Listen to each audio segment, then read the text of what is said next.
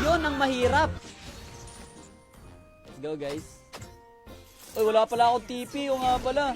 Tingnan mo, ngayon pa lang gusto ko na agad tumipi, oh. Ayun, sinasabi ko sa'yo, pare. Huli.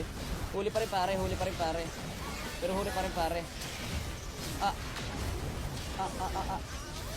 Oy! Oy, nalobat pa yan, pare ko, eh. Nalobat ka pa, pare ko, eh. Dahil nanalo tayo, maglalagay tayo ng CDK. Maglalagay tayo ng CDK. I-claim nyo na, pare. Paunahan yan. Lods, pwede ba manalo ulit pag nanalo na sa ibang streamer? Magandang tanong. Magandang tanong, mga kaibigan.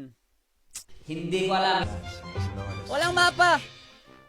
Pag natalo ako, pare, 1K, pare. Kung ako sa'yo, kalabanin nyo na lang ako. Lumimili tayo ngayon ng 5 lucky winner dito sa comment section, mga kaibigan.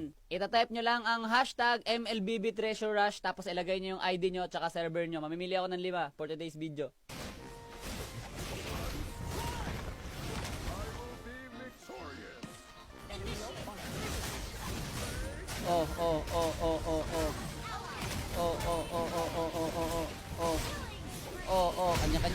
Kanya-kanya na.